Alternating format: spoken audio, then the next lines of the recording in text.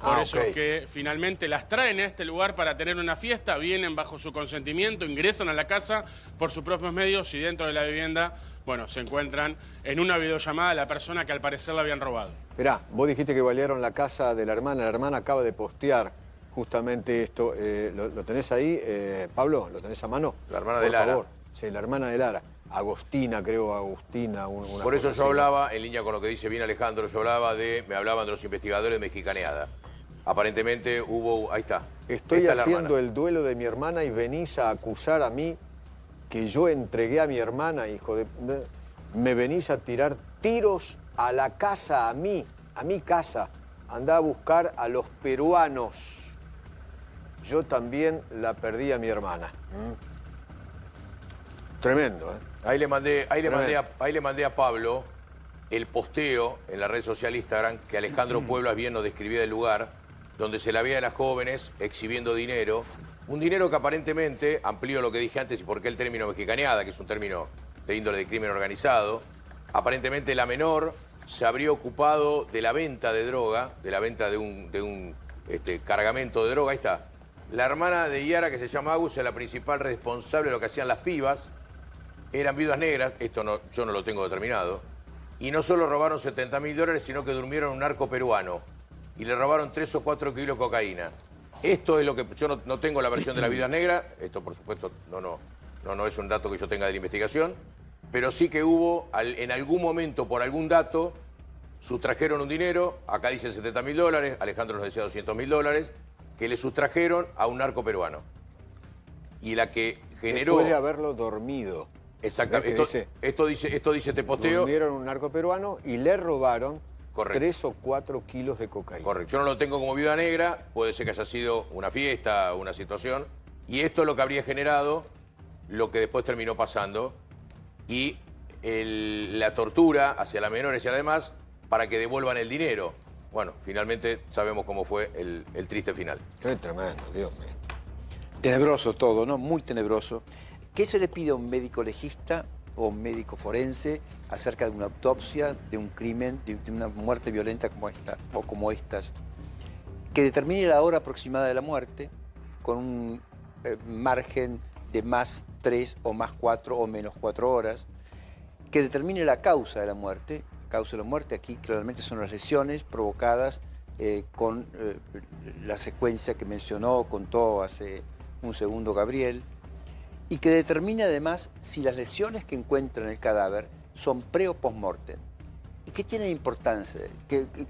¿Por qué es importante esta historia de las lesiones en vida o lesiones en muerte? Porque habla del ensañamiento.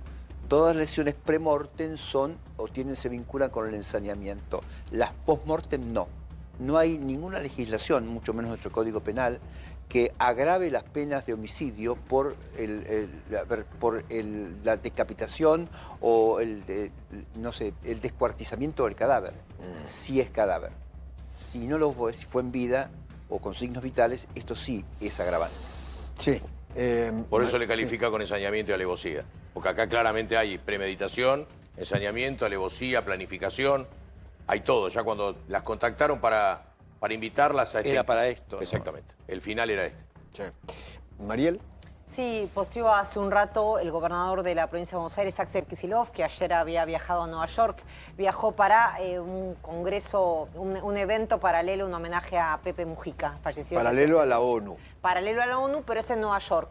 Y ahí también se va a reunir con otros presidentes latinoamericanos. La ONU está en Nueva York, latinoamericanos. justamente, ¿no? Avanza la investigación sobre los aberrantes asesinatos de Brenda del Castillo, Lara Gutiérrez y Morena Verdi. El ministro de Seguridad, Javier Alonso, explicó ante la prensa que todo indica que fue un acto de venganza de un grupo narco internacional con base operativa en Cava. Seguiremos informando a medida que avance la justicia. Ante un hecho de esta naturaleza tenemos que ser serios y responsables para que se comprenda que el narcotráfico no conoce de fronteras ni jurisdicciones y ejerce además todas las formas de la violencia machista. Tenemos que involucrarnos todos en la lucha para erradicar el narcotráfico, de lo contrario se fortalece y se vuelve impune. Y adjunta una captura de las declaraciones que hizo Javier Alonso más temprano hoy. Bueno, acá aparentemente no se trata de violencia machista.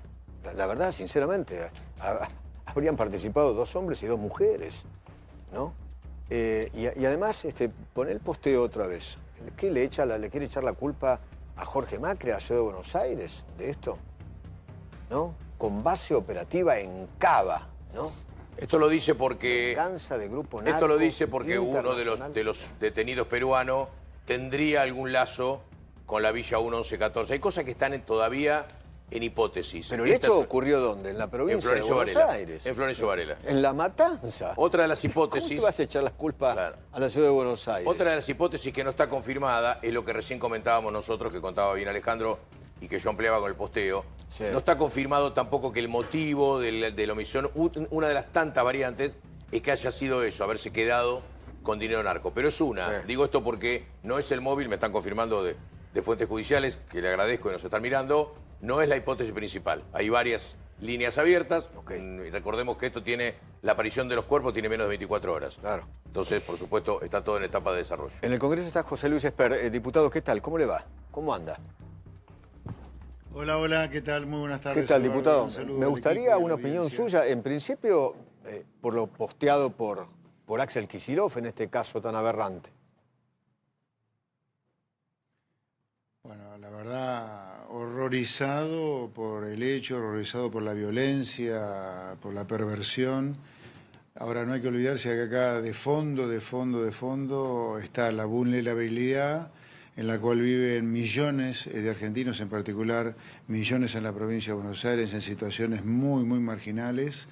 La lucha contra el narcotráfico que se está dando el gobierno federal y los problemas de seguridad estructural que hay en la provincia de Buenos Aires. Porque una cosa que hay que tener claro es que cuando uno va triunfando en la lucha contra el narcotráfico, como está ocurriendo en Argentina, producto de la accionar de Patricia Bullrich y el Ministerio de Seguridad, recordemos que el año pasado se incautaron 63% más de toneladas de cocaína que el año anterior, eso trae más violencia. Repito, porque esto es importante tenerlo en cuenta. En el corto plazo, el efecto impacto de ganar la lucha contra el narcotráfico trae más violencia, porque la persona que se quedó sin la droga, como es gente muy, muy marginal, sale a delinquir directamente. Entonces ahí la política de seguridad que ocurre en cada localidad, en cada provincia, es crítica. Y lamentablemente en la provincia de Buenos Aires ya sabemos los problemas de inseguridad que existen, ¿no? Sí, tremendo. Es un caso realmente aberrante y también muestra lo que es el narco dentro de la provincia de Buenos Aires, ¿no? Se mueven con una impunidad brutal, ¿no? Sí, se mueven con impunidad y repito, acá hay un tema de vulnerabilidad extrema en la cual vive gran parte de la sociedad bonaerense en condiciones marginales, de indigencia, repito, muy vulnerables. Y repito, insisto, lo importante que es tener una política de seguridad en cada localidad, porque repito, en el corto plazo, cuanto más exitosa sea la lucha contra el narcotráfico, esto trae más inseguridad, porque el consumidor, el que trafica, obviamente sale en la búsqueda de más negocios, obviamente se queda sacado. El síndrome de abstinencia en una persona marginal cuando se lucha contra el narcotráfico es violencia. Totalmente. Y eso requiere de una política de seguridad que no existe en la provincia de Buenos Aires, recordémoslo. Lo cambio de tema. Me gustaría su opinión, su visión sobre el acuerdo del gobierno argentino con el Tesoro norteamericano. Y yo acá rescataría dos hitos muy importantes frente a esta situación de tensión financiera que vivía la Argentina hasta el viernes pasado. En primer lugar, yo creo que debe ser la primera vez en la historia democrática que un gobierno, frente a una situación de tensión cambiaria financiera, baja impuestos en lugar de subirlos transitoriamente, ¿cierto? Como ocurrió con las retenciones a cero que el gobierno de Javier Milei decidió hasta fines de octubre. Generalmente, en situaciones de alguna complicación financiera, Argentina ha subido impuestos en lugar de bajarlos. Recordemos el impuesto al cheque que se creó cerca de la crisis de 2001, iba a durar hasta fines de 2002 y hace 23 años que lo tenemos todavía, el impuesto al cheque. Ese es un hito para mí. Y el segundo hito claramente es el apoyo internacional a la cual usted hacía referencia, Eduardo. Realmente que Argentina está siendo apoyado de la manera que está siendo apoyada por la principal potencia capitalista de Occidente, me parece un hecho extraordinario y es central para una cosa muy importante. Estabilizar el mercado de cambios y el riesgo país implica caída en la tasa de interés, caída en el costo de financiamiento que van a pagar las empresas, empezar a acelerar la rueda de la producción que se había parado en el segundo y tercer trimestre hasta ahora, y que de esa manera haya más trabajo, porque el objetivo del gobierno, repito, es hacer que la Argentina sea un país próspero y rico. Que tengamos baches, eso no es descartable. Ahora, el rumbo está claro, hacer de la Argentina un país próspero y rico. Y esto es muy importante para eso, para bajar la tasa de interés a la cual se endeudan las empresas, generar más producción, más trabajo y luchar contra la pobreza. Usted sabe que sectores kirchneristas ya están hablando de un nuevo endeudamiento y además se van a dilapidar los dólares rápidamente, ¿no? Se van a fugar, etcétera, etcétera. No, a ver, este es una suerte de anticiparnos a colocar deuda que igualmente íbamos a colocar durante el año 2026 para refinanciar los vencimientos de capital, a ver, para que la gente lo entienda, la gente de a pie lo entienda, no los especialistas. Los países, a diferencia de lo que ocurre con cualquier privado, que todos tenemos que cancelar la deuda en algún momento que tomamos, en general el stock de capital, el capital no lo cancelan, sino que lo refinancia, se pagan los intereses sobre la deuda, pero el vencimiento de capital en general se refinancia colocando nueva deuda, alargando los plazos en general, si la tasa de interés es beneficiosa. Este es el caso de Argentina. En una situación de complicación financiera como la que estábamos viviendo, producto de las leyes destituyentes que el Congreso está sancionando y de la derrota electoral en la provincia de Buenos Aires, donde sin duda nosotros como La Libertad Avanza tenemos una gran responsabilidad, entonces el gobierno tomó la decisión de endeudarse anticipadamente para pagar los vencimientos de capital del año 2026, para darle al mercado la total seguridad que en Argentina las deudas se pagan, para proteger al capital, para proteger al capitalismo y que Argentina siga creciendo. Así que no es que se está tomando nueva deuda, como dice el kirchnerismo, estamos tomando la deuda que vamos a tener que repagar durante el año que viene. Perdón, y dicho sea de paso, no nos olvidemos que el kirchnerismo, frente a problemas similares a los que tuvimos nosotros hasta el viernes, se endeudó con Chávez al 16% después de haber cancelado la deuda con el fondo. Ellos salieron orondos diciendo que habíamos cancelado la deuda con el fondo, pero endeudaron al país al 16%. No es lo que estamos haciendo nosotros, endeudándonos a tasas internacionales para pagar una deuda que vence el año que viene a tasas mucho más altas. Todo lo contrario a lo que hizo el kirchnerismo. CFK dice hoy, los dólares que te entran por la puerta de adelante se te van por la puerta de atrás. Y si no, acordate del megacanje y el blindaje. Está asimilando esto, el acuerdo del Tesoro, con el Tesoro de 20.000 millones de dólares, con aquel megacanje y aquel blindaje. A ver, aquel megacanje, aquel blindaje sí fueron endeudarse para financiar la fuga de capitales que estaba ocurriendo.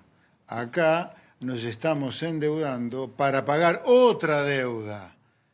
Justamente una deuda anterior. Es esa deuda que algunos tenían temor. Sí, la deuda que vence el año que viene. Claro. O sea, nosotros estamos tomando la deuda hoy que vamos a tener que pagar el año que viene. Como había alguna duda en el mercado de que Argentina pudiera pagar la deuda, lo que estamos haciendo del gobierno del presidente Milei es decir, no, miren, acá están los dólares para pagar esa deuda. No es que lo que entra por un lugar se va de joda por el otro, se va para pagar deuda también, la deuda que se toma hoy. José Luis. Porque, repito, el objetivo, insisto, bajar la tasa de interés para que la actividad se relance y seguir creando puestos de trabajo. José Luis, ahora, ¿qué deberá hacer el gobierno? ¿Terminar con las bandas? No sé si antes de las elecciones, después de las elecciones. ¿Qué sugiere usted?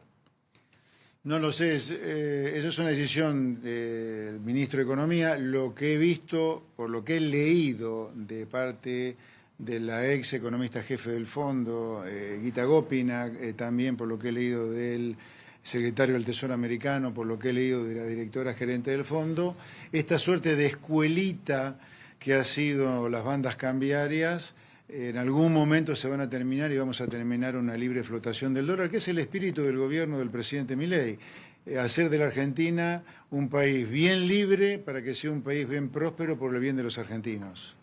Le agradezco mucho, diputado, Gracias por atenderme. Un placer, muy buenas tardes, gran saludo. Gracias, Me voy con Ron.